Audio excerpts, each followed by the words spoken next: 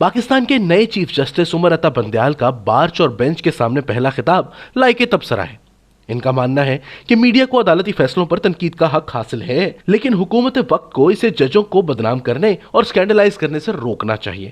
وہ خاص طور پر سوشل میڈیا پلیٹ فارمز پر عدلیہ کے بارے میں بالعموم اور بعض ججز کے بارے میں آزادانہ اور بعض اوقات ذاتی تبصروں سے بالخصوص ناراض دکھائی دیتے ہیں۔ لیکن جج صاحب کو فوری نتیجے پر پہنچنے سے پہلے کچھ نکات پر غور کرنا چاہیے۔ پاکستان کی عدلیہ کسی طور اچھائی اور انصاف کا نمونہ نہیں۔ ایک حالیہ عالمی سروے نے پاکستانی عدلیہ کو بدعنوانی اور نااہلی کے بین الاقوامی انڈیکس میں 145ویں نمبر پر رکھا ہے۔ ناقدین اسے ایگزیکٹو کا اعلی کار بھی قرار دیتے ہیں، اور شاید اس میں کچھ مبالغہ بھی نہیں، کیونکہ وہ سول ملٹری اسٹیبلشمنٹ کی خدمات بجا لاتی رہی ہے۔ عوامی سطح پر یہ بات کہی جاتی ہے کہ وہ ماتحت عدالتوں میں مقدمہ چلانے کے لیے وکیل کی بجائے جج کی خدمات حاصل کر لینا بہتر سمجھتے ہیں۔ اعلیٰ عدلیہ کے فاضل ججز نے مشکوک نظریہ ضرورت کے تحت ملک میں لگنے والے تمام مارشل لاؤں کی توثیق کی، جب منتخب وزرائے اعظم کو بدعنوانی یا بد انتظامی کے الزامات لگا کر عہدے سے ہٹایا گیا۔ اس دوران بیجا مراعات اور پلاٹوں کے پلاٹ سمیٹتے وقت ان کے ضمیر نے شاید ہی کبھی انہیں بے چین کیا ہو۔ اس موقع پر تنک مزاج چیف جسٹس افتخار چودھری نے ایک آمر کے خلاف عوامی جمہوری احتجاجی تحریک چلائی، لیکن انقلابی بیداری کی لہر جلد ہی ذاتی انا کی تسکین، بڑھتے ہوئے عزائم اور اندھا دھند سو موٹو کا سونامی بن گئی۔ حالیہ دنوں میں دو چیف جسٹس آصف کھوسہ اور ثاقب نثار نے بہت سے ایسے فیصلے کیے جن کی وجہ سے سپریم کورٹ کو آزادی کے بعد کسی بھی دور سے زیادہ بدنامی اور تضحیک کا نشانہ بننا پڑا۔ در حقیقت سپریم کورٹ کو تابناک کرنے والی جسٹس عمر عطا بندیال کی نت نئی قانونی رائے کے باوجود سیاسی تاثر کی تقسیم عدالت کے اندر افراتفری اور بار اور بینچ کے درمیان جارحانہ دھڑے بندی کا خطرہ بڑھا رہی ہے۔ چیف جسٹس بندیال نے ایگزیکٹو پر زور دیا ہے کہ عدلیہ کی ساکھ کو میڈیا کے تنقیدی حملوں سے بچایا جائے۔ یہ دو وجوہ کی بنیاد پر معاملات درست کرنے کی غلط کوشش ہے۔ یہ بات اکثر کی جاتی ہے، لیکن میں یہاں ایک بار پھر سے اسے دہرانا چاہتا ہوں کہ جج حضرات اپنا دفاع دیانتداری اور اپنے درست فیصلوں کی طاقت سے کرتے ہیں، نہ کہ ایگزیکٹو حکم ناموں کے ذریعے۔ آج کے دور میں ان سے توقع کی جاتی ہے کہ وہ غریب اور پسماندہ افراد کے مفادات کا تحفظ کریں۔ ان طبقات کو انصاف اور داد رسی کی فوری ضرورت ہے، نہ کہ گدلی اشرافیہ کو جو خود ہی قانون بناتی اور توڑتی ہے۔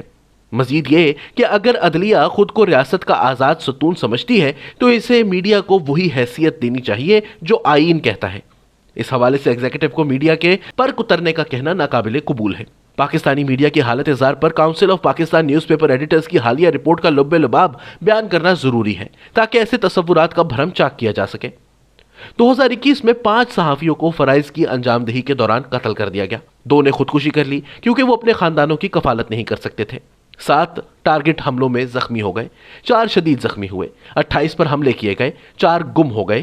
بہت سو کو حکومت کے میڈیا ٹرولز نے آن لائن ہراساں کیا۔ 10 پر FIR کٹوائی گئیں اور انہیں پولیس سٹیشنز میں لے جایا گیا۔ Media houses, T V channels کو زبردستی بند کیا گیا، انہیں پیمرا کی طرف سے نوٹس بھجوائے اور بھاری جرمانے کیے گئے اور خبریں سینسر کرنے پر مجبور کیا گیا۔ کئی ایک صحافی پاکستان سے فرار ہونے پر مجبور ہوئے، ان میں سے 2 کا تعاقب کر کے بیرون ملک جان سے مار دیا گیا، جبکہ ایک کا کانٹریکٹ ابھی فعال ہے جو قاتلانہ حملے سے بال بال بچا ہے۔ ان حالات کو دیکھتے ہوئے ممکن ہے کہ محترم چیف جسٹس اپنے تصورات پر نظر ثانی کرنا چاہیں کہ حکومت یا اسٹیبلشمنٹ کو کیچڑ اچھالنے اور اختلاف کرنے والوں کی زبان بند کر دینی چاہیے۔ جسٹس بندیال بہت پریشان کن حالات میں ملک کی اعلیٰ عدلیہ کا اعلیٰ ترین منصب سنبھال رہے ہیں۔ اب تک عدلیہ نے کھل کر عمران خان کا تحفظ کیا ہے۔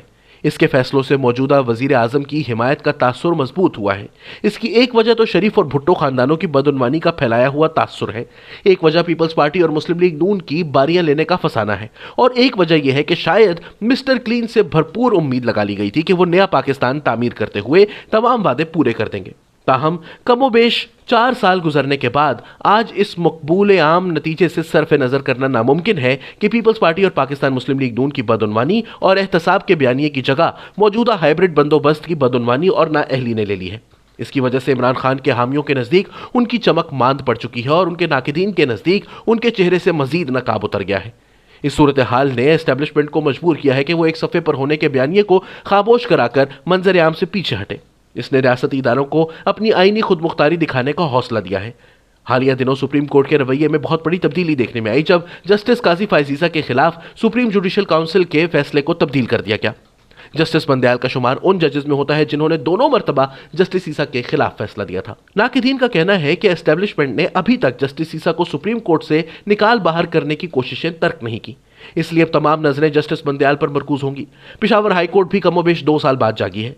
इसने तहरीक इंसाफ की हुकूमत की मालम जब्बा, बिलियन ट्री मंसूबे, खैबर बैंक, BRT वगैरह पर बेपनाह बदउनवानी के केसेस को दोबारा खोला है।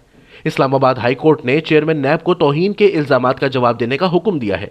Election commission of Pakistan Tehreek Insaf की फॉरेन फंडिंग केस की दस्तावेज आहिस्ता आहिस्ता जारी कर रहा है। इमरान खान इस केस के नतीजे में नाअहल हो सकते थे। लाहौर हाई कोर्ट और सुप्रीम कोर्ट ने इमरान खान की मनपसंद दरियाए रावी मंसूबे की अहम डेवलपमेंट को मुअत्तल कर दिया है। तहरीक इंसाफ के कुछ अहम रहनुमाओं की इलेक्शन कमीशन के हाथों नाअहली नविश्ता दीवार दिखाई देती है। ये पेशरफ्त हनीफ अब्बासी की इमरान खान के खिलाफ 2018 की नाअहली की दरख्वास्त और इसके नताइज से मुख्तलिफ है। इस वक्त इस्लामाबाद हाई कोर्ट ने हनीफ अब्बासी की दरख्वास्त को सादिक और अमीन के तराजू पर तोलकर मुस्तरद कर दिया था कि शादी के बगैर किसी बच्ची का बाप बनना और इसे अपनी बेटी तस्लीम ना करना जाती मामला है, ना कि कानूनी। खैर, इस सौदेबाजी में भी कानून शिकनी हुई थी। रियासत का मौजूदा बहरान सियासी जमातों की साख या हाइब्रिड सियासी निज़ाम की बका तक महदूद नहीं, इसने एस्टेब्लिशमेंट की कौमी सलामती की पॉलिसीज पर भी सवालात खड़े कर दिए हैं। सुप्रीम कोर्ट अवाम की मर्जी से बेगाना रहते हुए इनकी मुखालिफ सिमत में नहीं जा सकती। इन हालात में चीफ जस्टिस उमर अता बंदयाल का दौर तारीखी नताइज का हामिल होगा, बेहतर या बदतर।